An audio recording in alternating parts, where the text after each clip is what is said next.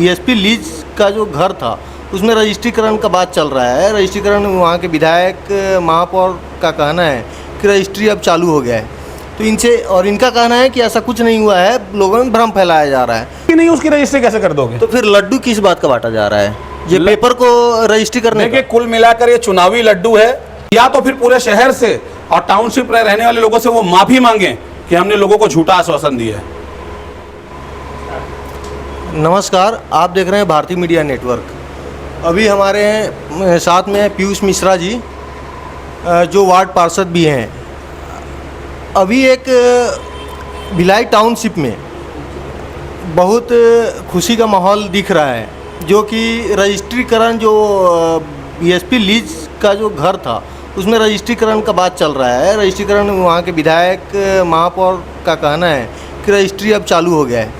तो इनका कहना है कि ऐसा कुछ नहीं हुआ है, लोगों में भ्रम फैलाया जा रहा है। तो इनसे समझते हैं कि एक्चुअल में क्या है और उन लोग क्या लोगों को गलत बता रहे हैं, समझते हैं इनसे।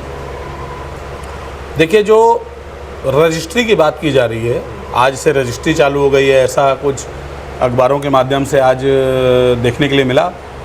तो ये स्पष्ट मैं बताना चाहता हूँ कि रजिस्ट्री नहीं चालू हुई है। जो बीएसपी भिलाई इस्पात संयंत्र ने अपने कर्मचारियों, भूतपूर्व कर्मचारियों और उनके आश्रितों के लिए आवास की व्यवस्था करने के लिए ये योजना लाई थी लीज की, और उसके तहत उन्होंने लीज पर कुछ लोगों को आवास दिए।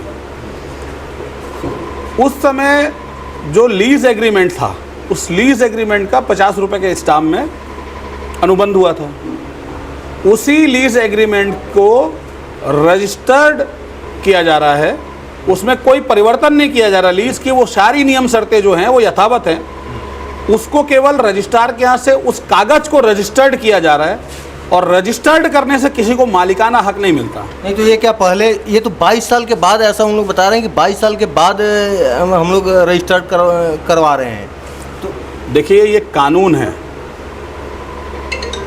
संपत्ति अंतरण अधिनियम 105 धारा 105 के तहत अगर कोई अनुबंध जो किराएदार हैं और भवन मालिक है, इनके बीच अगर कोई अनुबंध 11 माह से अधिक हो जाता है, तो ये कानून बोलता है कि उनको उस एग्रीमेंट को, उस अनुबंध को रजिस्ट्रार के यहाँ जो उसका निर्धारित शुल्क है, उस निर्धारित शुल्क को जमा करके उसको रजिस्टर्ड कराना है। तो वो अगर रजिस्टर्ड वहाँ रहने वाले लीज धारकों ने नहीं भी कराया था तो उनको कोई बीएसपी निकाल नहीं रहा था, वो तो रह रहे थे बीएसपी में। तो ये भिलाई इस्पात संयंत्र के उस लीज एग्रीमेंट को ले जा करके वहाँ पर उस कागज को रजिस्टर्ड करने से लीज धारकों को फ़ायदा क्या मिल रहा है, मैं ये जानना चाहता हूँ। मेरे कुछ प्रश्न हैं महापौर जी से, विधायक जी से, दुर्ग कलेक्टर से और भिलाई इस्पात संयंत्र के सीईओ से, कि क्या उस लीज एग्रीमेंट को रजिस्टर्ड कराने के बाद वो लोग लीज धारक जो हैं वो अपने मकानों के मालिक हो जाएंगे? क्या उनको मालिकाना हक मिल जाएगा? जैसा कि घर को कोई खरीदता है फिर बेचता जैसा है। नगर निगम भिलाई की में जो प्लॉट बिके हैं, उन प्लॉट में आपको उस प्लॉट को मॉर्गेज रखने का अधिकार है, खरीदी बिक्री का अधिकार है। क्या वो अधिकार भिलाई इस्पात संयंत्र के लीज धारकों को भी मिलेगा? और दूसरा प्रश्न ये है कि अगर आज आप उस कागज को रजिस्टर्ड कर रहे हैं तो आज से क्या 30 साल की उसकी अवधि बढ़ गई है? क्या उन आवासों में रहने वाले लोग जो 20 साल पहले जिनको वो लीज मिली थी, आज उनका परिवार बढ़ गया, उन्होंने 2-2 4-4 कमरे वहाँ बढ़ा के बना लिए हैं, क्या उनका नियमितीकरण हो पाएगा? तो अभी जो इन लोग जो कर रहे हैं रजिस्ट्रेशन जो कर रहे हैं, रजिस्ट्री है कि रजिस्ट्रेशन है, दोनों चीज़ में अंतर है। रजिस्टर्ड करना, कागज को रजिस्टर्ड करना और किसी भवन, मकान या भूखंड की रजिस्ट्री करना, दोनों में बहुत अंतर है। इसको समझना आवश्यक है। मतलब आप पब्लिक को ये बताना चाह रहे हैं, पब्लिक को बता रहे हैं कि हम रजिस्ट्री चालू करा दिए हैं, जबकि हकीकत में पेपर को हकीकत में यह है कि उस लीज एग्रीमेंट को रजिस्टर्ड कर रहे हैं। वो लीज एग्रीमेंट को रजिस्टर्ड कर देने से आप भिलाई इस्पात संयंत्र या सेल की भूमि के मालिकाना हकदार नहीं हो गए।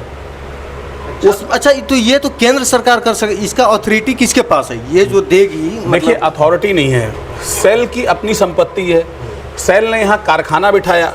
भिलाई इस्पात संयंत्र को जब यहाँ चालू किया गया तो उनमें काम करने वाले जो कर्मचारी थे, उनके लिए आवास की व्यवस्था करना था।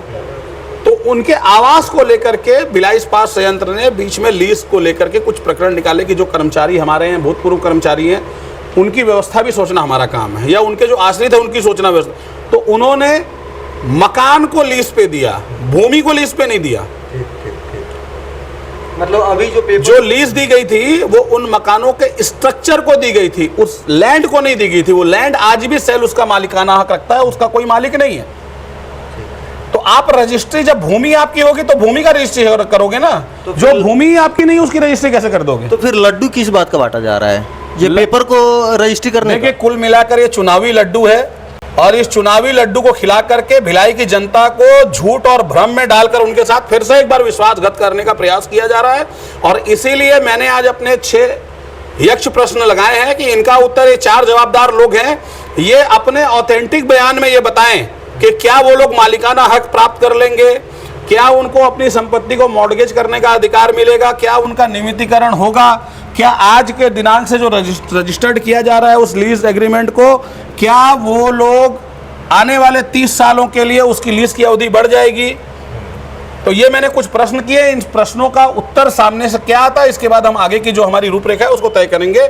लेकिन मेरा यहाँ के जनप्रतिनिधियों से ये स्पष्ट, ये मैं उनसे कहना चाहता हूँ कि इस भिलाई की जनता को लीज और रजिस्ट्री और मालिकाना हक के नाम पर बार बार भ्रमित कर कर उनके साथ विश्वासघात करना बंद करें।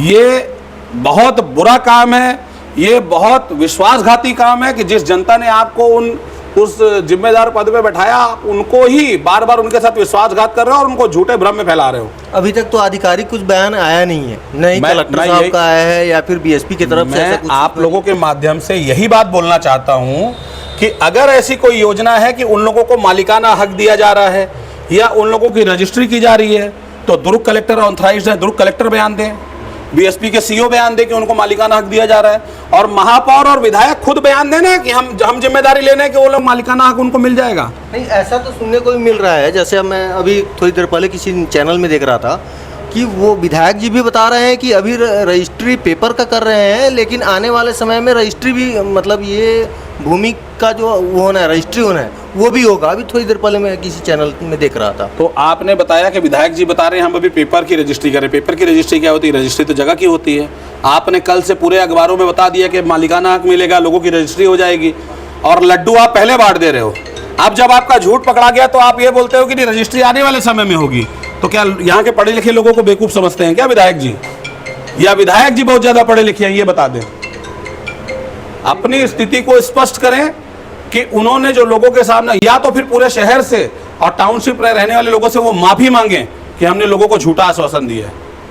ये तो थी टाउनशिप की बात, और अभी निगम की भी रजिस्ट्री का कुछ चर्चा चल रहा है। देखिए, निगम के आकाशगंगा में एक प्रेस कॉम्प्लेक्स है, उसका लीज खत्म हुए लंबी अवधि हो गया है। नगर निगम की जो बात करने वाले विधायक और महापौर है, वो अपनी खुद की संपत्ति का तो नवीनीकरण करा नहीं पा रहे हैं, और जो उनकी संपत्ति नहीं है बीएसपी उसके रजिस्ट्री का बात कर रहे हैं। पहले अपनी संपत्ति जहां लोग काबिज हैं और लोग चाह रहे हैं वो उसका नियमितीकरण करा दें, जो उनकी संपत्ति जिसमें उनको किसी से निर्णय नहीं लेना है, उसके बाद वो बीएसपी की बात करें। तो झूठा भ्रम और झूठा वातावरण ना बनाए, लोगों को गुमराह ना करें, हमारा यही निवेदन है। और हमारे जो प्रश्न हैं, जो प्रश्न मैंने उनसे किए हैं, उन प्रश्नों का जवाब दे दें कि क्या इस लीज एग्रीमेंट को रजिस्टर्ड कराने के बाद वो लीज धारक अपने प्रॉपर्टी, अपने संपत्तियों के मालिकाना हक मिल जाएगा उनको, या वो मॉर्गेज रखने के अधिकारी हो जाएंगे, या खरीदी बिक्री करने के अधिकार उनको प्राप्त होगा कि नहीं होगा। बस कुछ बातें सही भी हैं कि जैसे अगर मान लो मैं प्रॉपर्टी खरीदा तो हमको ये अधिकार होता है कि मैं उस पर लोन ले सकूं या फिर उसको किसी के भी हाथ से बेच सकूं। लेकिन अगर ऐसा होता है तब तो ठीक है। अब किस तरह का रजिस्ट्री है, कि पेपर का रजिस्ट्री है, ज़मीन का रजिस्ट्री है, या फिर चुनाव का रजिस्ट्री है, इस चीज़ को तो समय आने पर देखते हैं। और आप अपना एक बार परिचय बता दीजिए। कि मैं पीयूष मिश्रा, पार्षद नगर निगम भिलाई।